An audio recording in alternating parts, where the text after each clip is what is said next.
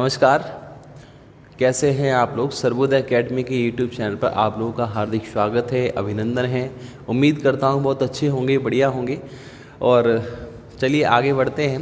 तो आज हम आपके लिए लाए हैं यूपीएसआई का, जो हमने एक दूसरा पेपर कराया था उसके 1 से लेकर 20 तक के क्वेश्चन हो गए थे। आज हम उसके बाद 21 से लेकर 40 तक के क्वेश्चनों की बात करते हैं। सभी लोग कॉपी पेन ले लीजिए। जिन लोगों ने यूपीएसआई का पेपर नहीं भी दिया है वो भी इस वीडियो को देख सकते हैं, क्योंकि आपको मतलब इस बात से नहीं है कि ये क्वेश्चन यूपीएसआई में आया है तो यूपीएसआई वाले ही स्टूडेंट इस क्वेश्चन को पढ़ेंगे।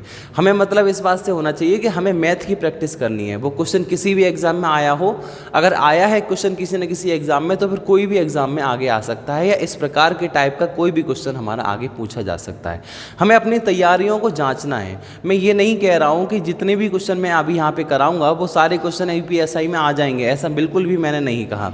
इस प्रकार के टाइप के क्वेश्चन आते हैं। आप लोग अपनी तैयारी को जांचिए कि अगर हम इस पेपर में बैठे होते तो क्या हम इतने क्वेश्चन कर पाते। अगर आप ऐसी चीज़ें करेंगे तो आपको कॉन्फिडेंस लेवल जो है वो क्या होगा, बढ़ेगा, है ना। तो इस चीज़ को आपको समझना है। तो आइए ज़रा, क्वेश्चन आपके सामने स्क्रीन पे आ गया होगा, क्वेश्चन नंबर 21। सब लोग कोशिश करिए, एक बार पढ़िए। तो जो स्टूडेंट कर सकते हैं उस क्वेश्चन का आंसर दीजिए, और जो नहीं कर सकते हैं वो एक बार कम से कम इस क्वेश्चन को 1-2 बार पढ़ लीजिए, जिससे कि कभी भी अगर आपको पेपर में ऐसा क्वेश्चन मिलता है तो आप उस क्वेश्चन को समझ सकें, कर सकें। देखिए ज़रा,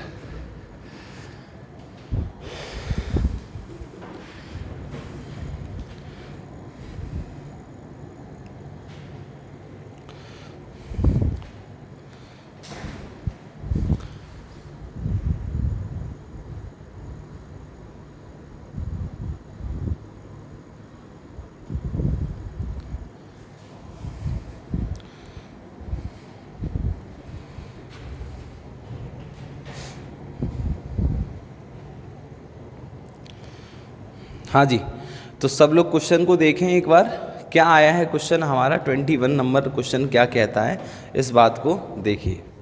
क्वेश्चन नंबर 21 कहता है कि एक घोल में सिरका और पानी 5:3 के अनुपात में है। एक घोल है जिसमें सिरका और पानी 5:3 के रेशियो में है। एक घोल है जिसमें सिरका और पानी का रेशियो 5:3 है। घोल का कितना हिस्सा निकालकर उसकी जगह पानी भर दिया जाए जिससे घोल में सिरका और पानी की मात्रा बराबर हो जाए।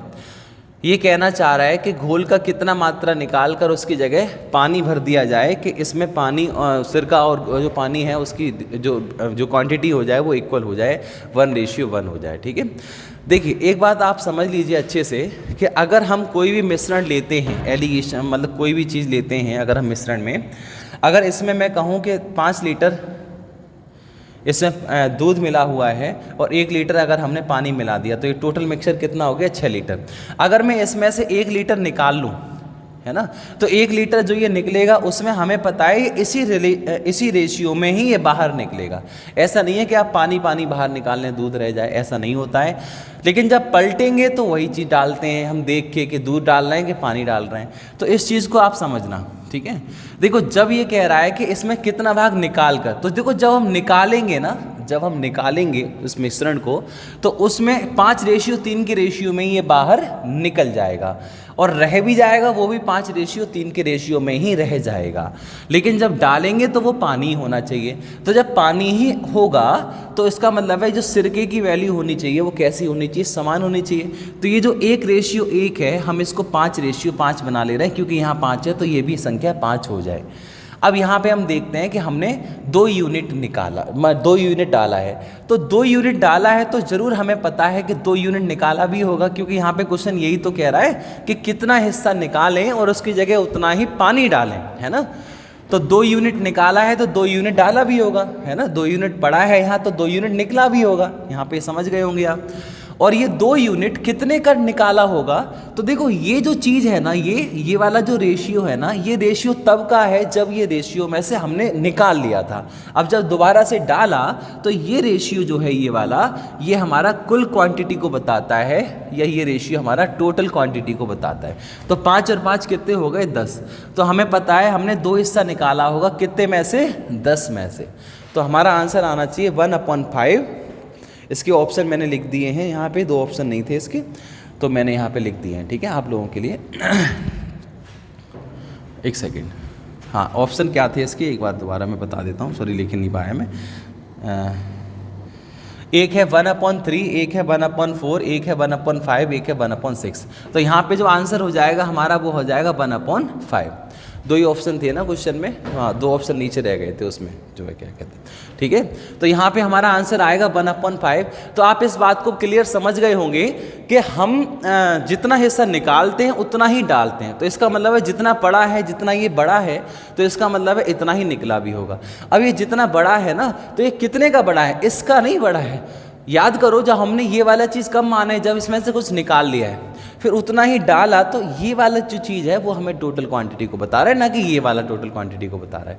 तो आप इस चीज़ को समझेंगे तो आपने पहले कभी क्वेश्चन किए होंगे तो आसानी से कर लोगे आप, ठीक है।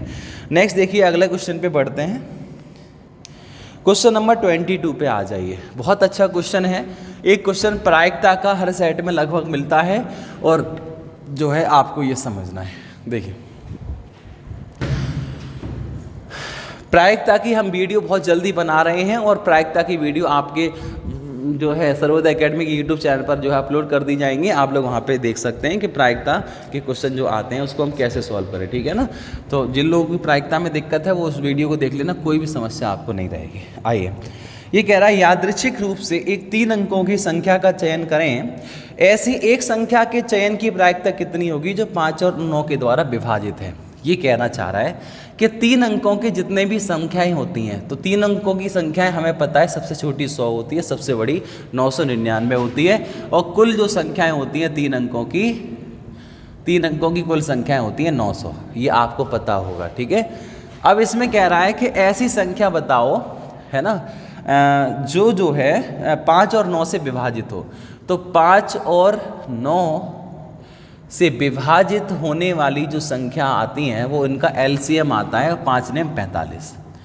5 और 9 से कोई भी नंबर तभी डिवाइड होता है जब वो 45 से डिवाइड हो रहा हो, ये आपको पता होना चाहिए। अब देखिए ज़रा, हमें पता है कि 100 से लेके 999 के बीच की 45 से विभाजित होने वाली संख्या निकालनी है हमें, है ना। तो यहाँ पे मैं लिख रहा हूँ 100 से 999 के बीच 45 से विभाजित होने वाली संख्या, ठीक है, विभाजित संख्याएं। अब बात को यहाँ पे समझने की कोशिश करना खूब अच्छे से। क्वेश्चन बड़ा नहीं है लेकिन मैं यहाँ लिख रहा हूँ इसलिए आपको लॉन्ग लग रहा होगा। तो देखिए यहाँ पे देखिए 999 तक 45 से डिवाइड होने वाली जो संख्याएं आती हैं वो आती हैं 32। बात समझ में आ रही है। 999 तक, 1 से 999 तक 45 से विभाजित, यहाँ से पूरा भाग 32 बार चला जाएगा, 22 बार चला जाएगा। 22 आती हैं, 22। अब हमें पता है 100 तक की है नहीं इसमें, मतलब 1 से 999 तक हो गई है 22। अब इसमें 100 तक की है नहीं, तो 100 तक की है नहीं, इसका मतलब है 100 तक की जो 2 होती हैं 45 और 90 वो माइनस कर दो इसमें। तो यहाँ से हम कहेंगे कि हमारी जो संख्याएं हो जाएंगी वो कितनी हो जाएंगी, 20 हो जाएगी। देखो कोई भी मेथड आपको आते हो, कुछ लोग ये वाला फॉर्मूला भी लगाते हैं n बराबर L-A/D+1, ये वाला भी आप लगा सकते हैं, लेकिन नंबर निकालने हैं तो इतना बड़ा मत करिए, फिर क्वेश्चन जो है ज़्यादा फॉर्मूले वगैरह याद करने पड़ेंगे तो उसमें आपको समस्या होगी। यहाँ तक ऐसे करके कर सकते हैं आप। 1 से 999 तक होती हैं 22 संख्याएं जो 45 से कटती हैं, और 100 तक बैठती हैं 2 संख्याएं जो 45 से कटती हैं, दोनों को माइनस कर लिया, हो गई 20। तो 100 से लेके 999 तक 20 नंबर ऐसे होते हैं जो 9 से और 5 से डिवाइड होते हैं। अब देखो प्रायिकता क्या होती है, अब इस बात को समझने की कोशिश करना। प्रायिकता होती है कि हमें जो चीज़ चुननी है ना, जो चीज़ हमें चुननी है, जो चीज़ हमारे फेवर में है उसको ऊपर रखो, और जो टोटल जितनी पॉसिबिलिटी बन सकती है उसको नीचे रखिए।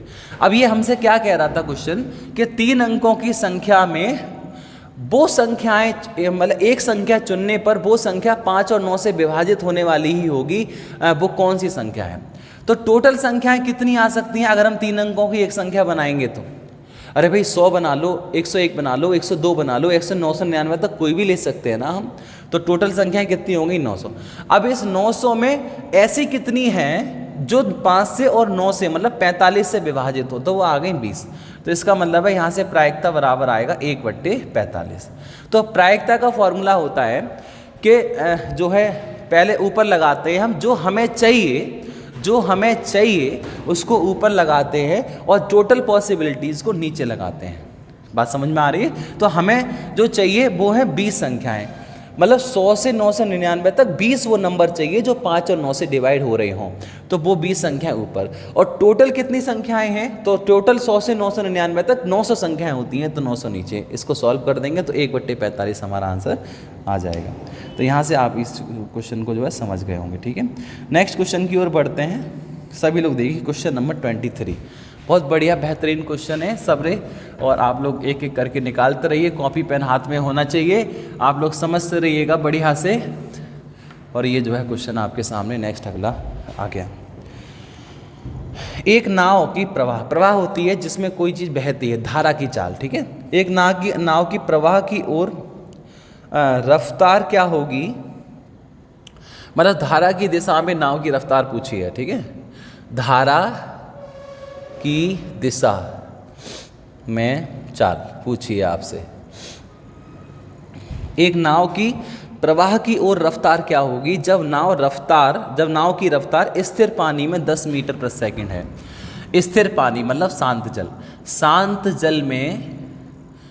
जल में 10 मीटर प्रति सेकंड है।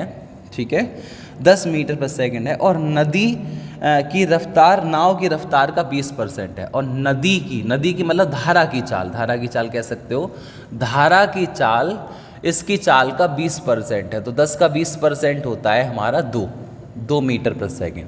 मतलब आप क्वेश्चन को समझने की कोशिश करिएगा।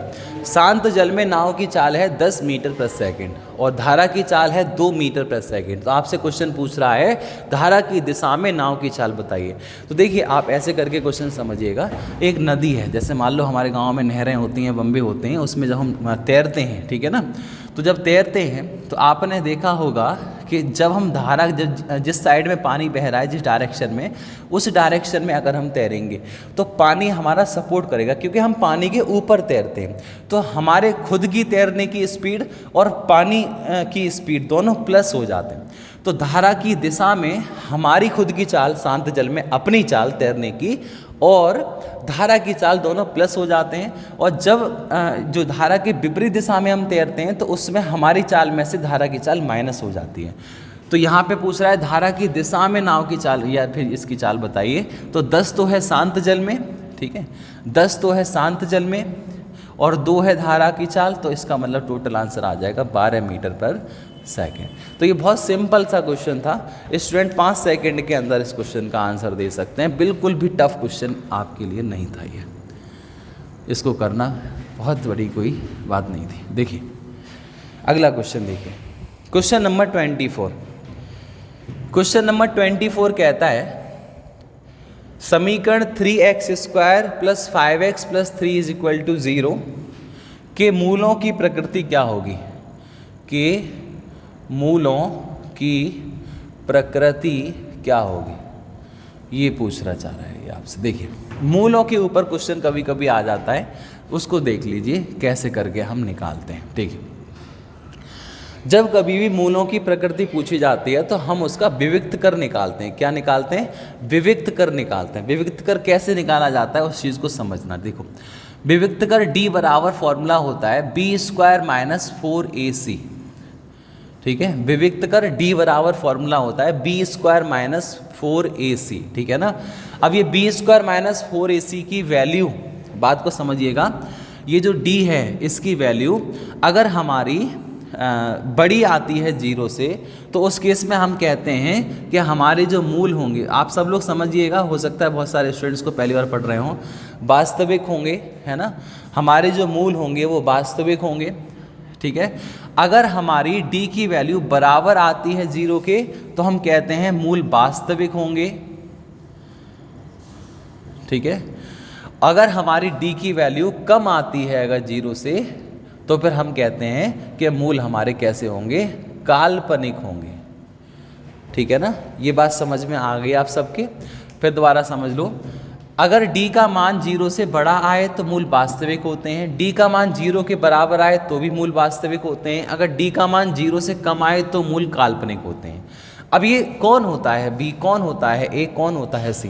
तो हमें एक इक्वेशन होती है ax² plus bx plus c बराबर 0 से तुलना करनी पड़ती है इसकी, ठीक है।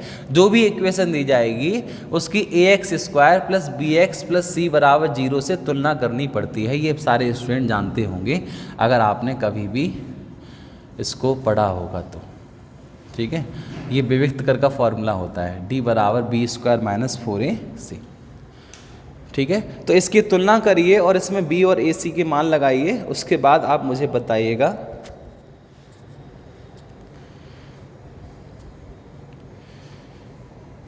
कि आपका आंसर क्या आना चाहिए। देखिए तो यहाँ x² वाले के जब हम करेंगे जो कंपैरिजन, तो a की वैल्यू कितनी आएगी हमारी 3। यहाँ पे लिख दे रहा हूँ इधर की साइड में।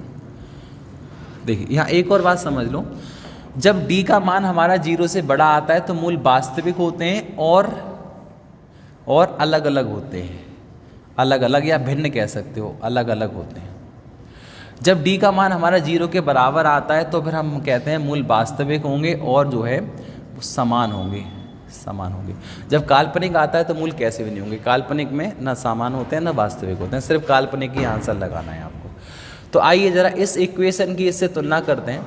ये पूछा जाए तो करना है, नहीं तो कोई ज़रूरत नहीं है, ठीक है। तो देखिए ax² का जब इससे तुलना करेंगे तो a की वैल्यू आएगी हमारी 3।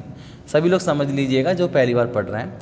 bx बराबर जब 5x के कंपैरिजन करेंगे तो b की वैल्यू आएगी हमारी 5, और c की वैल्यू, जब c अचर पद होता है, c की वैल्यू वही होती है जो एक कोई नंबर दे रखा होगा, ठीक है। तो c बराबर क्या होता है 3।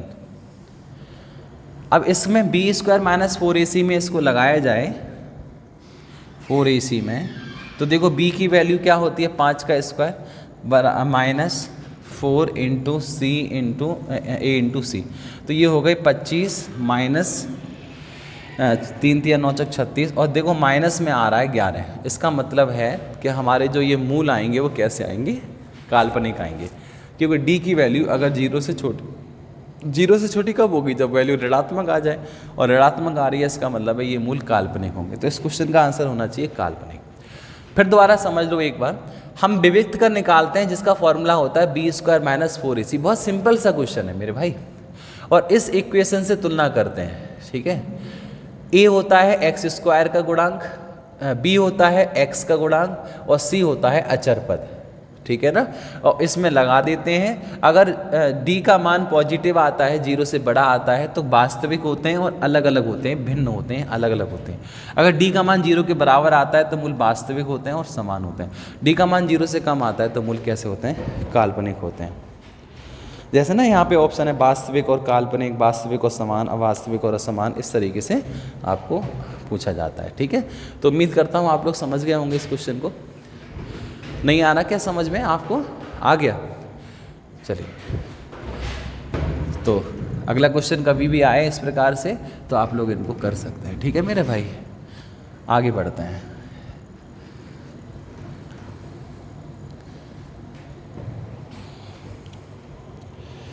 देखिए नेक्स्ट क्वेश्चन नंबर 25।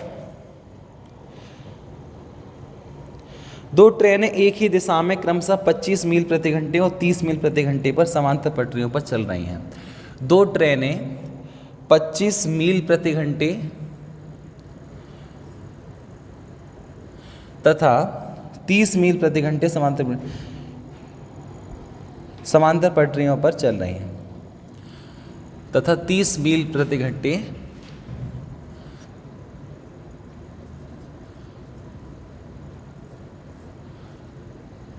समांतर पटरियों पर चल रही है, ठीक है। एक ही दिशा में चल रही है, इसलिए मैंने दोनों की डायरेक्शन सेम की। अलग अलग दिशा में होती हैं तो अपोजिट कर देनी है। यदि पहली ट्रेन दूसरी ट्रेन से 1 घंटे पहले निकलती है, ठीक है, तो तेज चलने वाली ट्रेन धीमी चलने वाली ट्रेन को पकड़ने में कितना समय लेगी। देखिए जैसे मान लीजिए ये स्टेशन है हमारा, ये मान लो दिल्ली का स्टेशन है, दिल्ली का स्टेशन है ये, ठीक है, ये दिल्ली का स्टेशन है। यहाँ से एक ट्रेन चलेगी 25 मील प्रति घंटे की रफ्तार से, 25 माइल प्रति घंटे की रफ्तार से यहाँ से एक ट्रेन चली गई। इसके 1 घंटे के बाद ये वाली ट्रेन चली जिसकी स्पीड है 30 मील प्रति घंटे। अब बात को समझने की कोशिश करना है यहाँ पे। देखिए जब ये चलने वाली है तो इसमें 1 घंटे की ये बाद चली है, तो 1 घंटे तक ये वाली ट्रेन अच्छी खासी दौड़ चुकी होगी। तो 1 घंटे के बाद ऐसा कुछ तस्वीर होगा इनके बीच में। यहाँ दिल्ली का स्टेशन होगा, यहाँ पे 30 मील प्रति घंटे की चाल से एक ट्रेन चलने के लिए तैयार हो रही होगी और ये 25 की चाल से यहाँ से इधर चल रही होगी पहले से ही, है ना। और दोनों के बीच में डिस्टेंस बताओ कितना होगा, तो दोनों के बीच में 25 का डिफरेंस होगा। अरे 1 घंटे तक चल लेगी ना, ये 1 घंटे के बाद चली है तो इसका मतलब 1 घंटे ये चल लेगी। अब हमें ये बताना है कि ये वाली ट्रेन इसको पकड़ने में कितना समय लेगी। अब देखो यहाँ के बाद 1 घंटे के बाद ये आगे 25 तय करेगी, ये इधर से 30 तय करेगी, मतलब ये हर घंटे 5 ज़्यादा तय करेगी। और हर घंटे 5 ज़्यादा तय कर रही है, इसका मतलब ये 25 का जो डिफरेंस है इसको ये कवर करने में क्या घंटे ले लेगी, तो 5 घंटे ले लेगी। बस सिंपल सा क्वेश्चन है, मन मन में आंसर आ जाता जो स्टूडेंट थोड़ा सा भी जानते होंगे इस क्वेश्चन को। ठीक है, समझ में आ गया? नहीं आया हो तो वीडियो को पीछे करके एक बार देख लेना, बहुत ज़्यादा टफ क्वेश्चन नहीं है, आसान क्वेश्चन है, आप लोग समझ पाएंगे इसको। नेक्स्ट देखिए, अगला क्वेश्चन पे आते हैं। क्वेश्चन नंबर 26 कह रहा है एक संख्या का 50% दूसरी संख्या के बराबर है तो उनका अनुपात क्या होगा। मान लो एक x संख्या है, एक y है, ये कह रहा है x का 50% दूसरी के बराबर है 50 से 2 बार। अब x बराबर हो गया 2y। जब दोनों का रेशियो निकालेंगे तो जो जिनके कॉफिशिएंट होते हैं, इनका कॉफिशिएंट 1 है तो इन दोनों के चेंज हो जाते हैं। y का कॉफिशिएंट 2 है वो x की वैल्यू हो जाएगी, x का कॉफिशिएंट 1 है वो y की वैल्यू हो जाएगी। ये हमारा आंसर आ जाएगा। ठीक है, बहुत सरल सा क्वेश्चन है, आप लोग कर चुके होंगे। नेक्स्ट अगला क्वेश्चन आता है 27।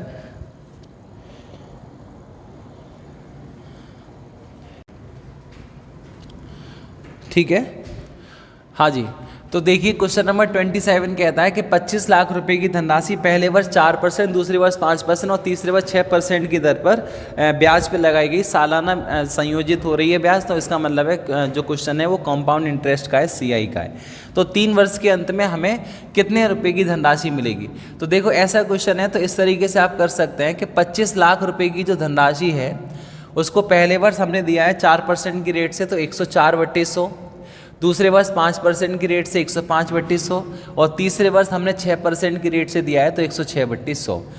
यहाँ से 5 जीरो तो 5 जीरो ये वाले कट जाएंगे सारे के सारे।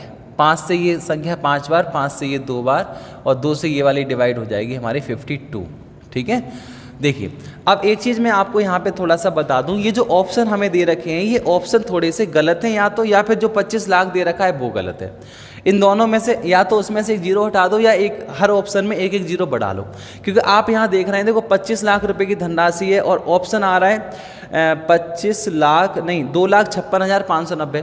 तो अमाउंट 2,56,590 कैसे हो जाएगा अगर 25 लाख रुपए की धनराशि होगी तो मुझे लगता है कि यहाँ पे 25 लाख नहीं होंगे, 2.5 लाख होंगे। ठीक है ना, 2,50,000 होंगे। तो इसी वजह से ये जो है ना थोड़ी सी दिक्कत आपको हो रही है। तो यहाँ पे आप थोड़ा ऑप्शन इसको सही कर लो क्वेश्चन में। अगर कभी भी ऐसी गलती आती भी है तो आप यहाँ पे अपना इंग्लिश में जाके भी चेक कर सकते हो कि हो सकता है एक आध जीरो ज़्यादा ना बढ़ गया हो। ठीक है, तो यहाँ पे हम 2.5 लाख से क्वेश्चन सॉल्व करते हैं। तो 2.5 लाख इंटू 104/100, 105/100 और यहाँ पे देखोगे तो 106/100। यहाँ से हम 4 जीरो से 4 जीरो अपने कैंसिल कर सकते हैं। 25 से ये संख्या 4 बार कट गई और 4 से ये संख्या जो है हमारी वो 26 बार कट गई। अब हमें अपने आंसर बताना है। तो देखिए यहाँ पे एक 5 आ रहा है, ठीक है, 5 और एक सम संख्या आ रही है तो एक जीरो तो ऑप्शन में आएगा ही आएगा, एक जीरो है सभी ऑप्शन में, कोई दिक्कत नहीं है। अब इस जीरो के बाद का जो डिजिट होगा हमारा वो कौन सा आएगा वो हमें निकालना पड़ेगा यहाँ पे। ठीक है ना, तो यहाँ पे आप या तो मल्टीप्लाई कर लो इसका 26 इंटू 105 इंटू 106 या 2.5 अंक वाली ट्रिक से निकालो तो आपका जो आंसर आ जाएगा वो आ जाएगा 289,380। तो हमारा ये अमाउंट जो है वो बन जाएगा। समझ पाए आप सभी लोग बात को?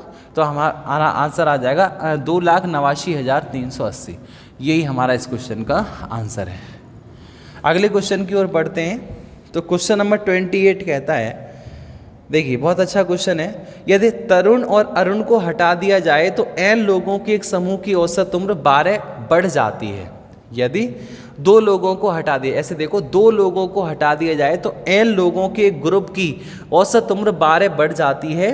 और अगर रोहित और मोहित की कुल आयु तरुण और अरुण के बराबर ही है, अगर उनको शामिल किया जाए तो n लोगों के समूह में तो औसत उम्र 4 कम हो जाती है। सभी लोग क्वेश्चन को एक बार पढ़ लीजिए, क्या कहना चाह रहा है। हो सकता है जल्दबाजी हो रही हो, फिर आप लोग परेशान हो। सभी लोग एक बार पढ़ लें क्वेश्चन को, क्या कहना चाह रहा है। तो n का मान हमें निकालना है, ठीक है। देखिए, ये कह रहा है n लोगों का एक समूह है, उसमें से अगर 2 लोग चले जाएं तो औसत में जो है वो हो जाती है 12 की वृद्धि, और ऐसे ही सेम इतने ही 2 लोग आ जाएं तो औसत में हो जाती है 4 की कमी। तो n का मान निकालना है। तो देखिए, ऐसे कर लो इस क्वेश्चन को कि n में से 2 चले जाएं तो औसत में हो जाती है 12 की वृद्धि, ठीक है। और अगर n में 2 बढ़ जाएं तो औसत में हो जाती है 4 की कमी। ये दोनों नंबर आपस में कैसे होने चाहिए, तो समान होने चाहिए। तो यहाँ से हम अपना आंसर निकाल लेंगे, ठीक है। इसको इधर लाइए, हो जाएगा 8n, ये उधर पहुँचा दो तो 24 और 8 हो जाएंगे 32, और n की वैल्यू आ जाएगी हमारी 4। तो n का मान यहाँ पे क्या होना चाहिए, 4 होना चाहिए, ठीक है। 2 लोग गए, n-2 क्या हो गया, एवरेज में 12 की कमी इंटू 12, मतलब ये संख्या इसके क्या होगी, बराबर होगी, अगर ऐसे ही लोग अगर इसमें भर्ती हुए हैं तो। और 2 लोग आए, n+2 क्या हो गया, एवरेज 4। तो ये इनका ये योगफल और ये योगफल दोनों आपस में बराबर हैं, क्योंकि यहाँ पे क्वेश्चन कह रहा है दोनों इतने ही योगफल के शामिल हुए इसमें, तो ये दोनों आपस में कैसे होंगे, समान होंगे, ठीक है। नेक्स्ट क्वेश्चन पे आ जाओ, क्वेश्चन नंबर 29। क्वेश्चन नंबर 29 कहता है एक ट्रेन 60 किलोमीटर प्रति घंटे की रफ्तार से चल रही है। एक ट्रेन है जो 60 किलोमीटर प्रति घंटे की चाल से चल रही है, ठीक है। एक सुरंग को पार करने के लिए वह 24 सेकंड का समय लेती है, ठीक है। एक सुरंग है इतनी बड़ी, उसको पार करने में ये 24 सेकंड का समय लेती है।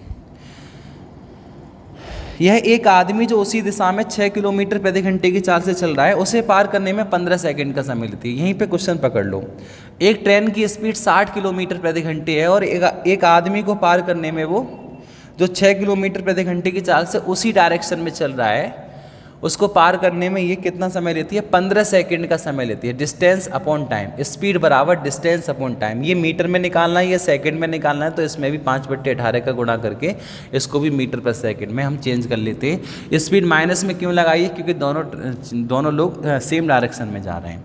तो यहाँ हो जाएगा 54 × 5/18 बराबर D/15, ठीक है। 15 पंजे 75, 75 दिया 225, तो 225 मीटर की ये ट्रेन आ जाएगी, ट्रेन की लंबाई। अब इसी ट्रेन ने 60 किलोमीटर प्रति घंटे की चाल से चलते हुए 24 सेकंड में एक सुरंग को पार किया, तो सुरंग की लंबाई निकाल के दिखाओ फटाफट से।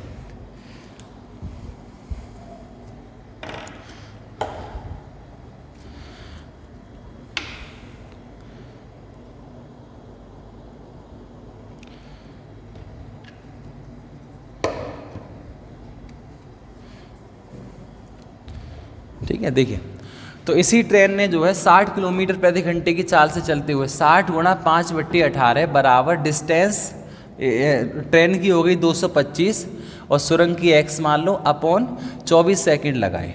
इसको सॉल्व कर लेते हैं हम। 6 से 3 बार, 6 से 4 बार, 3 से 20 बार, 20 पंजे 100 और 4 × 100 400।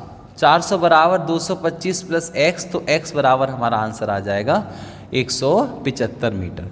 तो हमारा आंसर आएगा कि उस ट्रेन की लंबाई कितनी है 225 मीटर और उस सुरंग की लंबाई कितनी है 175 मीटर। क्या क्या पूछ रहा है ये पूछ रहा है कि ट्रेन की लंबाई और सुरंग की लंबाई बताइए। ट्रेन की लंबाई 225 मीटर और सुरंग की लंबाई 175 मीटर।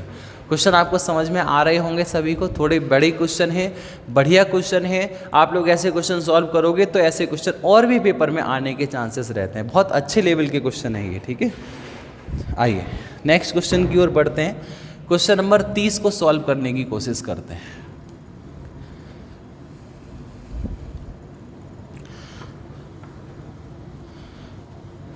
देखिए, क्वेश्चन नंबर 30 कहता है एक सिलेंडर की त्रिज्या और ऊंचाई क्रमशः 50% और 75% बढ़ाई गई।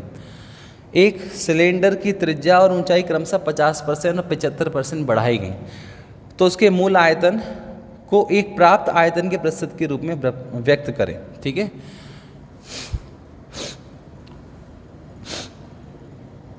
देखिए जो सिलेंडर होता है हमारा बेलन, तो बेलन का जो आयतन होता है, बेलन का जो वॉल्यूम होता है, बेलन का आयतन बराबर होता है पाई आर स्क्वायर एच।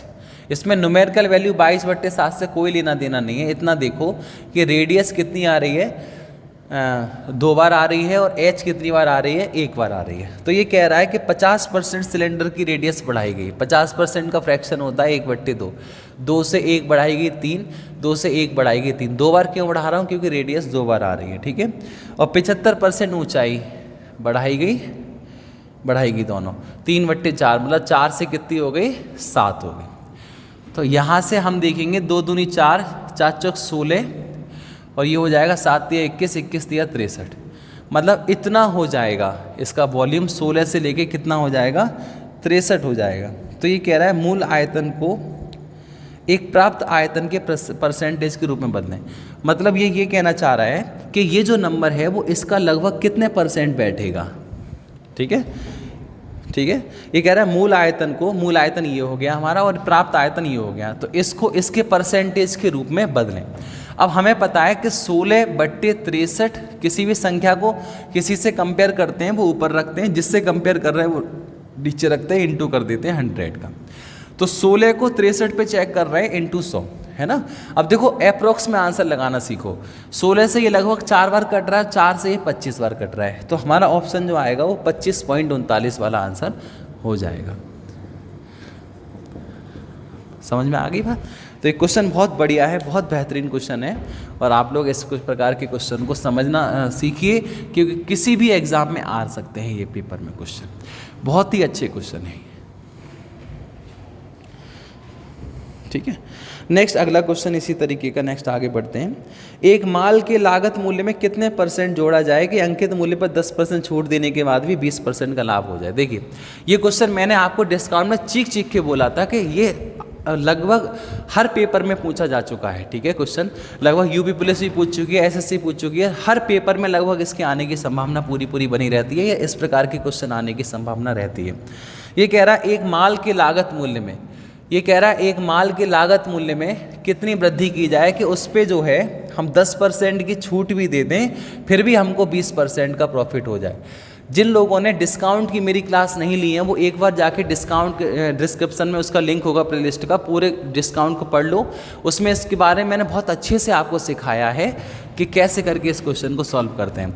बीच में मान लेते हैं 100, है ना, और डिस्काउंट जो दिया जाता है वो घटाते हैं सीपी की तरफ, क्योंकि डिस्काउंट घटाया जाता है 100 में से 10 घटा दो 90, और 20% प्रॉफिट हो गया, 100 में 20 जोड़ दो 120। तो प्रॉफिट जोड़ा जाता है अंकित मूल्य की तरफ, डिस्काउंट घटाया जाता है क्रय मूल्य की तरफ। क्यों होता है ऐसा, तो वहाँ जाके आप चेक कर सकते हैं। अब ये कह रहा है कि बताओ यहाँ से कितना अंकित किया जाए इधर, तो 0 से 0 काट दो, 3 से 3 बार, 3 से 4 बार। तो हम यहाँ पे कह सकते हैं 1/3 इंटू 100, इसका मतलब 33.1/3% की वृद्धि से हमें क्रय मूल्य से अधिक अंकित करना चाहिए उसको, जिससे कि हमारा 10% डिस्काउंट देने के बाद भी हमें 20% का प्रॉफिट हो जाएगा, ठीक है। नेक्स्ट क्वेश्चन देखिए, फटाफट से पढ़ने की कोशिश करिए इसे। अगला क्वेश्चन कहता है वह सबसे बड़ी संख्या बताओ जो 52, 65 और 143 को पूर्णतः विभाजित कर दे।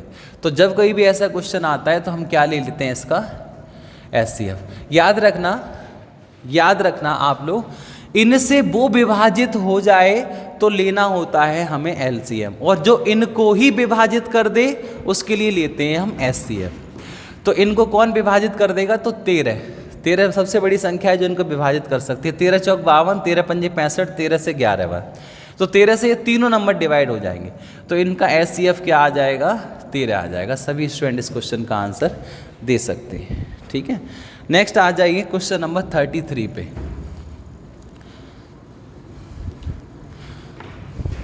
ठीक है, अच्छा, एक बात और बताना चाहूँगा, आप लोगों की कृपा से 1000 सब्सक्राइबर्स पूरे हो गए। आप लोगों का बहुत बहुत धन्यवाद।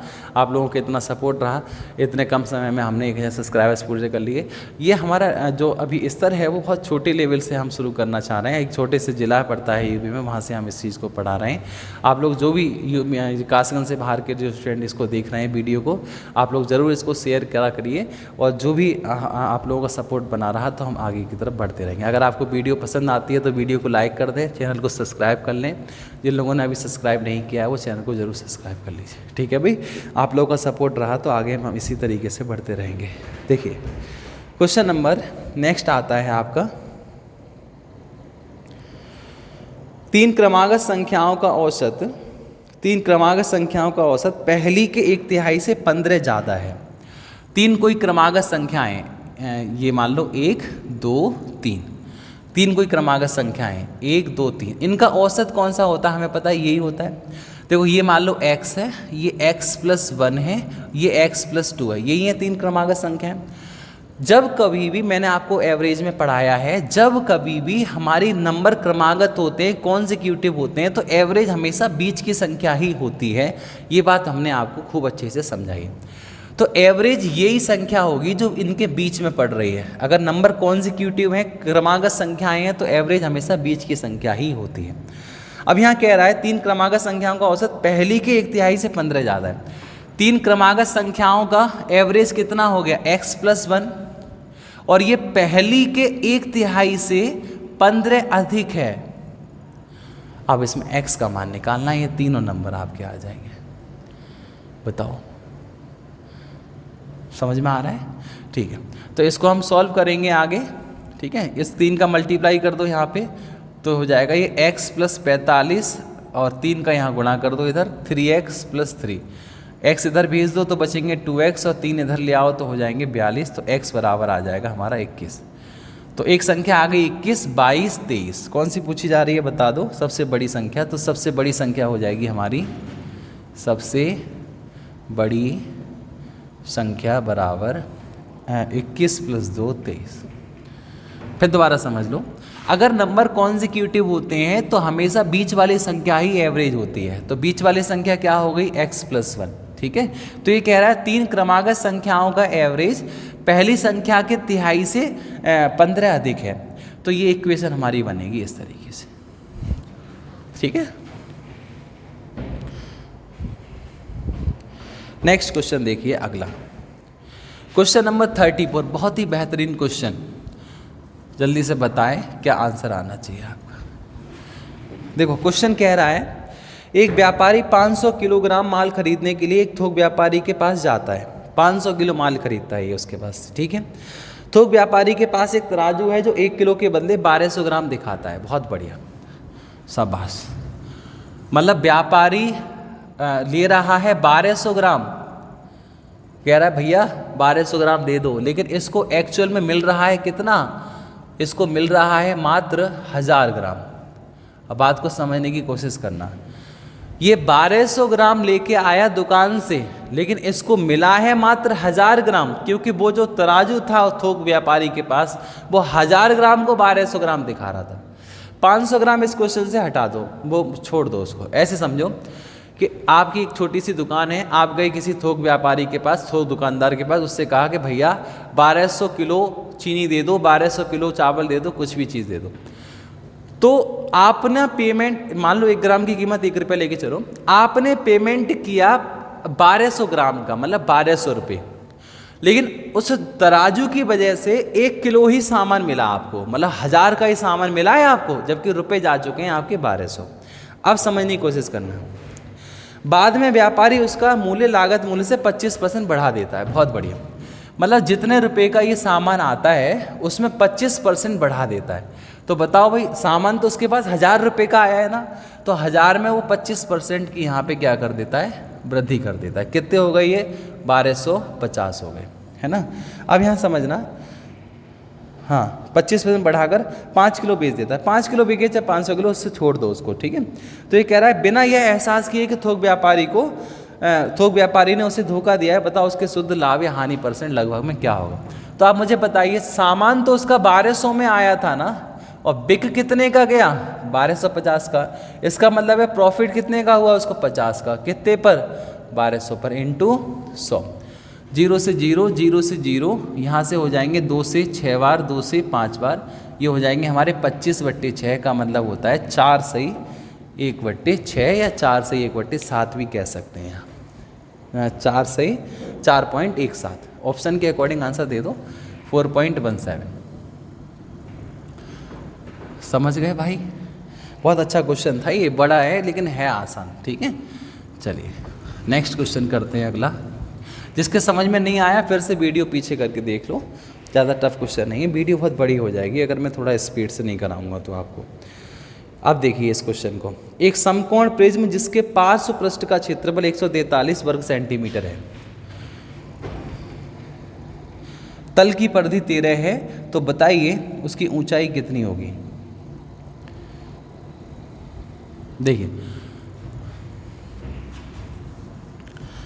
जो प्रिज्म होता है ना मेरे भाई, जो प्रिज्म होता है, प्रिज्म का जो पार्श्व पृष्ठ होता है, पार्श्व पृष्ठ कह सकते हैं हम, पार्श्व पृष्ठ, इसका जो क्षेत्रफल होता है वो होता है आधार का परिमाप या परिधि इंटू ऊंचाई। ये सिंपल सा एक फॉर्मूला होता है प्रिज्म के लिए। आयतन होता है आधार का क्षेत्रफल गुणा ऊंचाई, प्रिज्म का आयतन होता है आधार का क्षेत्रफल गुणा ऊंचाई, और प्रिज्म का पार्श्व पृष्ठीय क्षेत्रफल या वक्र पृष्ठीय क्षेत्रफल होता है आधार का परिमाप गुणा ऊंचाई। तो ये कह रहा है एक प्रिज्म का पार्श्व पृष्ठ का क्षेत्रफल 143 है, आधार की परिधि जो है वो 13 है, और ऊंचाई आपसे पूछी है। 13 से काट दो 11 बार और एच का मान आ जाएगा 11 सेंटीमीटर। तो क्वेश्चन देखो कितने इजी आते हैं, लेकिन ये पता ही नहीं है तुमको प्रिज्म क्या है ये, तो फिर आप नहीं कर पाओगे, इस क्वेश्चन को भूल जाओ। ठीक है, क्लास में कराएंगे इसको, सभी लोग पढ़ सकते हैं। ठीक है,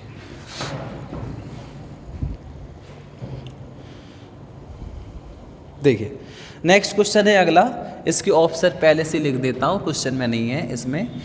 40, 65, 35 और 60। अगला क्वेश्चन देखिएगा फटाफट से। ये कह रहा है 312 रुपये की धनराशि 100 छात्रों में वितरित की गई, 100 छात्र में। इसमें इस तरह वितरित की गई, प्रत्येक लड़के को, प्रत्येक बॉय को 3.3 रुपया 60 पैसे मिले, और प्रत्येक लड़की को, प्रत्येक गर्ल को जो है वो मिले 2 रुपये 40 पैसे। और क्या रुपये बट गए टोटल? 312 रुपये बट गए। कुल राशि जो है वो 312 रुपये जो है बट गई 100 छात्रों में। ठीक है, अब यहाँ पे आपको समझना है कि लड़कियों की संख्या इसमें कितनी होगी। देखिए मेरे भाई अच्छे से समझना क्वेश्चन को। ठीक है, देखो 100 छात्रों के बीच ये रुपये बांटे गए, मतलब इतने रुपये बांटे गए और इस हिसाब से बांटे गए। ठीक है ना, मैं मान लेता हूँ कि माना कि 100 छात्रों के बीच में 100 छात्रों के बीच में सबको अगर इतने इतने रुपये दिए जाते। ठीक है, आप इस क्वेश्चन को चाहें तो एलिगेशन वाले मेथड से भी कर सकते हैं, लेकिन मैं दूसरे मेथड से करा रहा हूँ। ठीक है, 100 छात्रों को इतने इतने, सभी को इतने इतने ही रुपये दिए जाते, सबको इनको इतने नहीं दिए, इतने ही दिए जाते सबको, तो क्या रुपये बढ़ते? 100 इंटू 3.60, 360। लेकिन रुपये बटे 312 कितने कम है? 48। इनका डिफरेंस कितना है? 1 अरे भाई ये 48 डिफरेंस इन्हीं की वजह से तो आया है, क्योंकि इनको इतने थोड़े ना दिए। हम ये मान के चलना है टोटल, लेकिन एक्चुअल में देखा जाए तो 1.20 कम है, उसी वजह से 48 आया है। तो जैसे ही हम इसमें 1.20 से डिवाइड देंगे, पॉइंट हटाओ, 0 बढ़ाओ 2, 0 से 0, 12 चौक 48, 4 ढाई 40, तो ये हमारी गर्ल की संख्या आ जाएगी। क्योंकि ये डिफरेंस जो पैदा हुआ, हम तो बॉय की वैल्यू लेके कर रहे थे, लेकिन जो डिफरेंस आया वो गर्ल्स की वजह से आया। तो यहाँ लड़कियों की संख्या 40 हो जाएगी, तो लड़कों की कितनी हो जाएगी? तो 60 हो जाएगी। अरे 100 में से 40 लड़कियाँ हो गई तो लड़के कितने हो गए? 60 हो गए। तो यहाँ क्या पूछा गया है? लड़कियों की संख्या बताइए, तो 40 ही आंसर आ गया आपका। फिर दोबारा समझो, अगर हम लड़के लेके चल रहे हैं लड़कों की वैल्यू, कि मानो 100 के 100 सबको इतने इतने ही रुपये दिए जाते, तो 360 रुपये बढ़ जाते, लेकिन बटे हैं 312, कितने कम है? 48। तो ये 48 इनका डिफरेंस है, जब हम डिवाइड देते हैं तो इधर वाली वैल्यू का आंसर आता है। इसको इतना समझ लो, बाकी और भी जगह जगह क्वेश्चन आएंगे इसके, तो मैं आपको बता दूंगा। अगर आप एलिगेशन वाले रूल से इस क्वेश्चन को करना चाहते हो तो भी आप समझ सकते हो कैसे करेंगे। देखिए, माना अगर सब लड़कों को इतने इतने रुपये दे दिए जाते हैं तो क्या रुपये बढ़ जाते हैं 360। माना 100 के 100 को इतने इतने दे दिए जाते तो क्या रुपये बढ़ जाते हैं 240, और बटे कितने 312। ठीक है, यहाँ से हम इनको माइनस करेंगे तो ये आएगा हमारा कितना, 312 में से 240 घटा दो तो ये आ जाएगा 72, और 360 में 312 घटा दो आ जाएगा 48। तो ये आ जाएगा 12 छिंग 72 और 12 चौक 48, या फिर 24 तिया 72, 24 दूनी 48। 3:2 में इनको बांट लो, 3 और 2 5 बराबर 100, 1 बराबर 20, 20 तिया 60 और 20 दूनी 40। ठीक है, ये हमारा उत्तर आ जाएगा। नेक्स्ट क्वेश्चन अगला, एक दूध वाला, अगला क्वेश्चन पढ़िए फटाफट से, थोड़ा एक्टिव रहिए। ठीक है, फटाफट से एकदम तैयार रहा करो। समझ में तो आ रहा है भाई सबको, मैंने पूछा नहीं आज, आ रहा है ना? हाँ, बढ़िया से समझते रहो। एक दूध वाला 20% का लाभ कमाता है, अगर वह दूध की मूल मात्रा में 10% पानी मिलाता है तो उसके लाभ का परसेंट क्या होगा? ठीक है, तो देखो इसको 2 लाभ हो रहे हैं, और मैंने आपको डिस्काउंट प्रॉफिट एंड लॉस वाले चैप्टर में बताया था, जब किसी को 2 लाभ हो तो वो लाभ ऐसे नहीं है सीधे सीधे जोड़ लो, वो सक्सेस से प्रॉफिट होते हैं, सक्सेस से प्रॉफिट। पहले एक तो लाभ 20% तो ग्राहक से कह के ले रहा है, देखो भैया 100 रुपये लीटर लाया हूँ मैं, 20% ले रहा हूँ, बस 120 में तुमको दे दूंगा। ठीक है, 100 रुपये लीटर लेके आया है, 20% का प्रॉफिट ले रहा हूँ बस आपसे, बिल्कुल प्योर दूध है, 120 रुपये का मैं बेच रहा हूँ, लेकिन ये 10% उसमें पानी मिला रहा है, तो 120 का 10% बढ़ाया करो, ये नहीं है कि 10% जोड़ दिया सीधा सीधा, तो ये हो गई 132। तो इसका मतलब है इसको टोटल 32% का लाभ हो रहा है। समझ पाए सभी? ठीक है, नेक्स्ट एक अगला क्वेश्चन कैलेंडर का आया है, देख लीजिए फटाफट से, देखें जो स्टूडेंट कर सकते हैं करने की कोशिश करें।